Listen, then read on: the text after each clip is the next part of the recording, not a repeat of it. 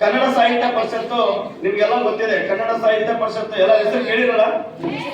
ಎಲ್ಲ ಹೆಸರು ಕೇಳಿರಿ. ಈ ಕನ್ನಡ ಸಾಹಿತ್ಯ ಪರಿಷತ್ತು ಕೆಲಸ ಏನಂದ್ರೆ ಈ ನೆಲದ ಕನ್ನಡ ನಾಡು ನುಡಿ ಸಂಸ್ಕೃತಿ ಕಲೆ ರಂಗಭೂಮಿ ಇವೆಲ್ಲವುಗಳನ್ನ ಉಳಿಸಿ ಬೆಳೆಸುವ ಕಾರ್ಯವನ್ನ ಕನ್ನಡ ಸಾಹಿತ್ಯ ಪರಿಷತ್ ಮಾಡ್ತಾ ಇದೆ. 1915ರಲ್ಲಿ ಸ್ಥಾಪನೆಯಾದಂತ ಈ ಒಂದು ಕನ್ನಡ ಸಾಹಿತ್ಯ ಪರಿಷತ್ತು ಇದು ಒಂದು ಕನ್ನಡಿಗರ ಮೇರು ಸಂಸ್ಥೆಯಾಗಿ ಕನ್ನಡಿಗರ ಸಾರ್ವಭೌಮವನ್ನ ಎತ್ತಿ ಹಿಡಿಯತಕ್ಕಂತ ಸಂಸ್ಥೆಯಾಗಿ ಇಡೀ ಏನು ಕನ್ನಡ ಪರ ಸಂಘಟನೆಗಳ ಮಾತೃ ತಾಯಿಯಾಗಿ ಈ ಒಂದು ಕನ್ನಡ ಸಾಹಿತ್ಯ ಪರಿಷತ್ತು ತನ್ನ ಕಾರ್ಯವನ್ನ ಮಾಡ್ತಾ ಇದೆ ಅಂತಂದೇಳಿ.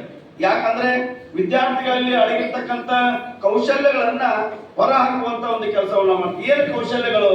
ಆ ವಿದ್ಯಾರ್ಥಿಗಳಿರ್ತಕ್ಕಂಥ ಏನು ಕ್ರಿಯಾಶೀಲ ಬರವಣಿಗೆ ಇರ್ಬೋದು, ಕಾದಂಬರಿ ಇರ್ಬೋದು, ಕತೆ ಇರ್ಬೋದು, ಕವನ ಇರ್ಬೋದು, ಸಣ್ಣ ಸಣ್ಣ ಹನಿಗವನಗಳನ್ನ ರಚನೆ ಮಾಡೋದಂತ ಇರ್ಬೋದು, ಇವೆಲ್ಲವುಗಳನ್ನ ಆ ವಿದ್ಯಾರ್ಥಿಗಳಲ್ಲಿ ಇದೆ. ಆ ವಿದ್ಯಾರ್ಥಿಗಳಲ್ಲಿ ಹೊರಗಾಗಬೇಕಂದ್ರ ಕಾರ್ಯಕ್ರಮಗಳ ಮುಖಾಂತರವಾಗಿ ಆ ವಿದ್ಯಾರ್ಥಿಗಳ ಕೌಶಲ್ಯವನ್ನ ಏನು ಮುಖ್ಯವಾಗಿ ತರ್ತಕ್ಕಂಥ ಕೆಲಸನೇ ಕನ್ನಡ ಸಾಹಿತ್ಯ ಪರಿಷತ್ ಕಾರ್ಯಕ್ರಮವನ್ನ ಮಾಡ್ತಾ ಬಂದಿದೆ. ಹಾಗಾಗಿ ಇವತ್ತು ನಾವೆಲ್ಲ ನೋಡ್ತಾ ಇರ್ಬೋದು ದತ್ತಿ ನಿಧಿ. ಏನಪ್ಪಾ ಇದು ದತ್ತಿ ನಿಧಿ ಅಂತಂದ್ರೆ ನಮ್ಮ ಹಿರಿಯರು ನಮ್ಮ ನಾಡಿನಲ್ಲಿ ಹಿರಿಯರಿಲ್ಲ, ಆ ಎಲ್ಲ ಹಿರಿಯರು ಈ ನಾಡಿಗಾಗಿ ಸೇವೆಯನ್ನ ಮಾಡಿರ್ತಾರ, ಈ ನೆಲದ ಸೇವೆಯನ್ನ ಮಾಡಿರ್ತಾರ, ಕನ್ನಡ ನಾಡಿಗಾಗಿ ಸೇವೆಯನ್ನ ಮಾಡಿರ್ತಾರ.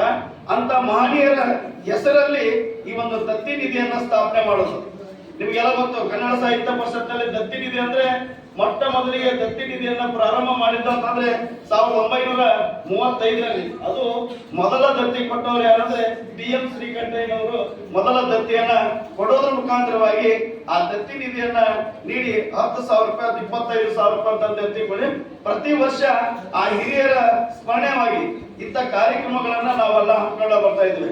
ಈಗ ನಮ್ಗೆಲ್ಲ ಈ ಕಾರ್ಯಕ್ರಮಕ್ಕೆ ಮುಖ್ಯ ರೂವಾರಿಗಳು ಯಾರಂತಂದ್ರೆ ಸನ್ಮಾನ್ಯ ಶ್ರೀ ವಿಜ್ಞಾನದಂತ ಉಪನ್ಯಾಸಕರಂತ ನಮ್ಮ CD ಪಾಟೀಲ್ ಅಂತಂದ್ರೆ ಅವ್ರಿಗೆ ಬಂದಿಲ್ಲ.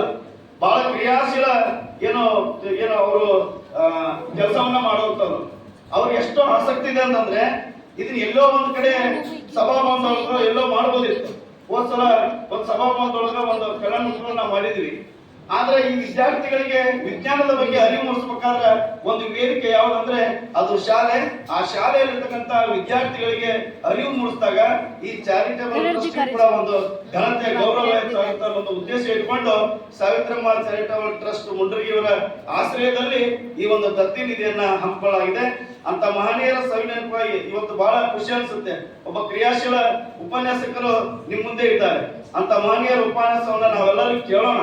ಮುಂದೆ ಕಾರ್ಯಕ್ರಮಗಳಲ್ಲಿ ಕನ್ನಡ ಅಂದ್ರೆ ಏನು, ಕನ್ನಡ ಸಾಹಿತ್ಯ ಪರಿಷತ್ ಕೆಲಸ ಏನು ಅನ್ನೋದ್ರ ಬಗ್ಗೆ ನಾವೆಲ್ಲ ಮಾತನಾಡೋಣ. ಈಗ ಅವರ ಉಪನ್ಯಾಸ ಕೇಳಬೇಕಾಗಿದ್ದು ನಮ್ಮೆಲ್ಲರ ಕರ್ತವ್ಯ. ವಿಜ್ಞಾನ ಅಂದ್ರೆ ಏನು, ವಿಜ್ಞಾನದ ಇಂದಿನ ಜಗತ್ತಿನಲ್ಲಿ ತಂತ್ರಜ್ಞಾನ ಯಾವ ರೀತಿಯಾಗಿ ಬೆಳೆದಿದೆ ಅನ್ನೋದ್ರ ಬಗ್ಗೆ ಅವರು ಮಾಹಿತಿಯನ್ನ ನಿಮ್ ಜೊತೆ ಹಂಚ್ಕೊಳ್ತಾ ಇದ್ದಾರೆ. ಈ ಒಂದು ಕಾರ್ಯಕ್ರಮದಲ್ಲಿ ಕೂಡ ನಾವು ಯಶಸ್ವಿ ಕಾರಣೀಕರ್ತರಾದಂತ ನಮ್ಮ ಮಾತಾಶ್ರೀ ಸಾವಿತ್ರಮ್ಮ ಚಾರಿಟಬಲ್ ಟ್ರಸ್ಟ್ ಗುಂಡರಿಗೆ, ನಮ್ಮ MS ನಮ್ಮಳ ಹೆಣ್ಣು ಮಕ್ಕಳ ಶಾಲೆ ಪ್ರಾಚಾರ್ಯರು ಮುಖ್ಯೋಪಾಧ್ಯಾಯರು ಬಹಳ ಅಚ್ಚುಕಟ್ಟಾಗಿ ಕಾರ್ಯಕ್ರಮವನ್ನ ನಿರ್ವಹಿಸುತ್ತಿದ್ದಾರೆ. ಅವರಿಗೂ ಕೂಡ ಧನ್ಯವಾದಗಳನ್ನು ಸಲ್ಲಿಸಿ ಈ ಒಂದು ಕಾರ್ಯಕ್ರಮದಲ್ಲಿ ಪ್ರಾಸ್ತಾವಿಕವಾಗಿ ಮಾತನಾಡಲು ಅವಕಾಶ ಮಾಡಿಕೊಡಂತ ಸಭಿಕರಿಗೆ ನಾನು ಮುಗಿಸ್ತೇನೆ. ಜೈ ಕನ್ನಡ.